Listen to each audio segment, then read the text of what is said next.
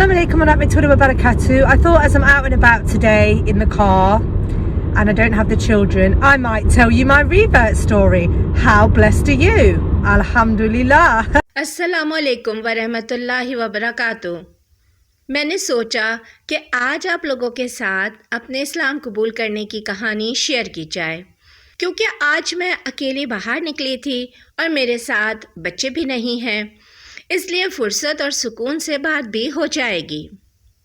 मेरा इस्लाम से असल तारुफ़ 28 या 29 साल की उम्र में हुआ, अगरचे इससे पहले बचपन में मेरी एक सहेली भी मुसलमान थी, मगर वो कोई स्कार्फ वग़ैरह सर पर नहीं लेती थी और ना ही हमारे दरमियान कभी इस्लाम पर बात हुई थी। मगर जब मैं 28-29 साल की थी तो हमारे घर के पास ही एक शॉप थी और वो शॉप एक मुसलमान की थी। मैं अक्सर उसके पास जाकर इस्लाम के बारे में बहस करती रहती थी। मैं उसे कहती कि तुम किसी ऐसे खुदा पर ईमान कैसे ला सकते हो जो आसमानों पर बैठा है और ज़मीन पर लोगों को गलत काम करते देख रहा है, मगर गलत काम करने वालों को रोकता नहीं है। मासूम बच्चे मर रहे हैं और वो बच्चों को मरने देता है। ये सब जुल्म रोक क्यों नहीं रहा? मैं अपनी बहस में काफ़ी जज्बाती हो रही थी, मगर वो कभी जज्बाती नहीं होता था। वो हमेशा मुतमईन और मोतदिल ही रहता। उसकी एक बात और बहुत अजीब थी कि वो इस सारी गुफ्तगू के दौरान मुसलसल फ़र्श को घूरता रहता था। तो एक दिन मैंने उससे पूछ ही लिया कि तुम्हारे फ़र्श में ऐसा क्या है कि तुम इसे देखते रहते हो? उसने कहा कि आप एक खातून हैं और मैं आपकी इज़्ज़त की वजह से आपको नज़र उठा कर नहीं देखता, क्योंकि इस्लाम ने मुझे ऐसा करना सिखाया है। मैं उसकी बात सुनकर हैरान थी। बहरहाल मैं उसकी बातें बहुत ज़्यादा तवज्जो से नहीं सुनती थी, क्योंकि मैं उसकी बातें सुनना ही नहीं चाहती थी। मैं तो सिर्फ़ अपनी फ्रस्ट्रेशन निकालने के लिए उसकी दुकान पर जाती थी और मेरा फोकस अपनी बातें सुनाने पर होता था। एक दिन उसने मुझे एक छोटी सी किताब दी और कहा कि घर जाकर इसका मुतालिया करना। मैं वो किताब लेकर घर आ गई। उस किताब पर किसी इस्लामिक सेंटर का नंबर भी था। उसने कहा कि अगर तुम्हारे दिल में फिर भी कोई सवाल हो तो इस नंबर पर कॉल करना, इंशाअल्लाह तुम्हें तुम्हारे सवाल का जवाब मिल जाएगा। मैंने वो किताब लाकर घर पर रख दी और कभी उसका मुतालिया नहीं किया। उसके कुछ अरसे बाद मैं एक बीमारी का शिकार हो गई। मेरा मैदा काफ़ी ख़राब हो गया और मैं 2-3 महीने तक खाने पीने के मसाइल का शिकार रही।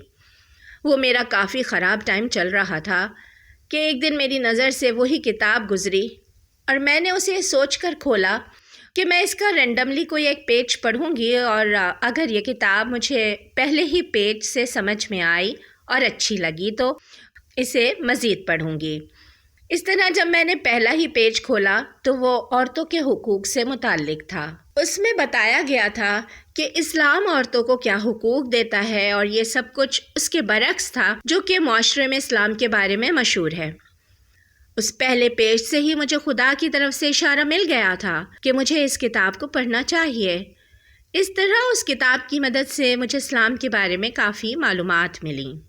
चूँकि मैं फ़ैशन इंडस्ट्री में काम कर चुकी थी, वहाँ मेरे साथ एक फ़ोटोग्राफ़र काम करता था जिसने इस्लाम कबूल कर लिया था और इस्लाम कबूल करने के बाद उसने फ़ैशन इंडस्ट्री छोड़ दी थी।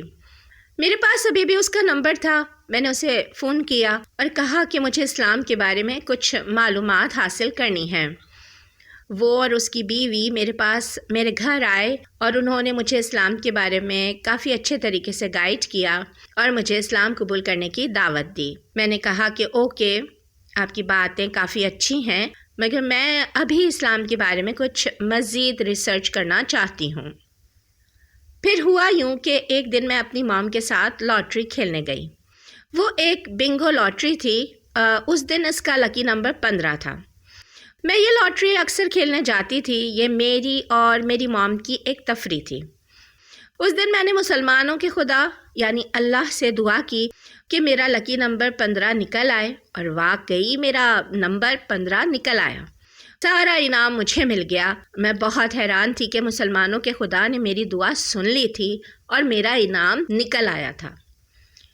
جو لوگ میرے چینل پر پرانے ہیں وہ جانتے ہیں، جو نئے ہیں ان کو بتا دوں کہ اسلام قبول کرنے سے پہلے میں بے دین تھی، کسی مذہب یا کسی خدا پر وشواس نہیں رکھتی تھی۔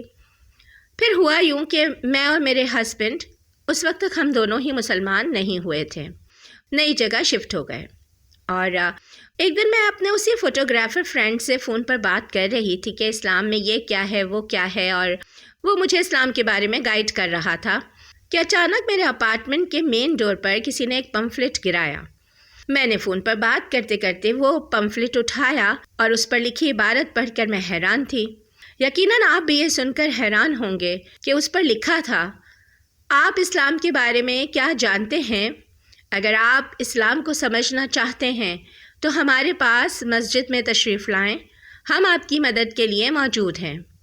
میں حیران تھی کہ یہ ناممکن ہے۔ مجھے ایسا لگا کہ کوئی اور نہیں، اللہ نے یہ پمفلٹ ڈالا تھا، اور یہ میرے لیے بہت بڑا اشارہ تھا۔ میں حیرانی اور خوشی کے ملے جلے تاثر لیے اس پمفلٹ کو دیکھ رہی تھی۔ میرا اللہ مجھے اپنی طرف آنے کے لیے بار بار اشارے دے رہا تھا۔ پھر مجھے کچھ عجیب قسم کے خواب آنے لگے، اور کافی عرصے تک ان خوابوں کا سلسلہ چلتا رہا۔ ان میں سے ایک خاص خواب میں آپ لوگوں کے ساتھ شیئر کرنا چاہوں گی۔ میں نے دیکھا کہ میں ایک بہت بڑے ہال نما کمرے میں ہوں، اور اس میں بہت سارے لوگ موجود ہیں۔ سب نے سفید کپڑے پہنے ہوئے ہیں اور سب لوگ زمین پر جھکے ہوئے ہیں۔ میں وہاں پر ان کے ارد گرد گھوم رہی ہوں کہ کوئی میری طرف متوجہ ہو، مگر ان میں سے کوئی بھی میری طرف متوجہ نہیں ہو رہا ہے۔ اس ہال کمرے سے باہر بہت سارے واش بیسن لگے ہوئے ہیں، اور ان واش بیسن پر ایک آدمی اپنے پاؤں دھو رہا ہے۔ یہ وہی دکاندار ہے جس نے مجھے وہ کتاب دی تھی۔ میں اس سے پوچھتی ہوں کہ تم یہاں پر کیا کر رہے ہو، مگر وہ کوئی بات نہیں کرتا اور میرے سوال کا کوئی جواب نہیں دیتا۔ جب میری آنکھ کھلی تو میں نے محسوس کیا کہ وہ خواب کا منظر بالکل اصلی جیسا ہی تھا۔ بالکل نہیں لگ رہا تھا کہ میں نے کوئی خواب دیکھا ہے، بلکہ ایسا لگ رہا تھا کہ میں نے جاگتی آنکھوں سے کوئی منظر دیکھا ہو۔ اسی طرح میری اسلام کے بارے میں ریسرچ جاری تھی۔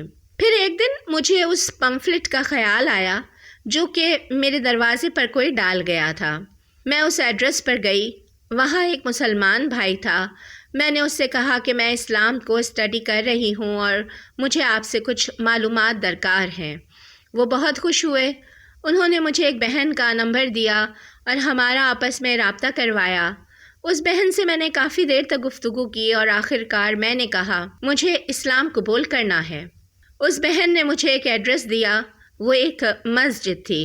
ہم وہاں پہنچے اور واللہ یہ وہی جگہ تھی جو میں نے خواب میں دیکھی تھی۔ میں نے وہاں پر شہادت کے کلمات ادا کیے اور نماز پڑھی۔ وہاں لوگ ویسے ہی زمین پر جھک رہے تھے جیسے کہ میں نے خواب میں دیکھا تھا۔ ظاہری بات ہے کہ وہ نماز پڑھ رہے تھے۔ اس طرح میرے اسلام کے خلاف بحث سے شروع ہونے والا سفر آخر کار اسلام قبول کرنے پر آ کر ختم ہوا۔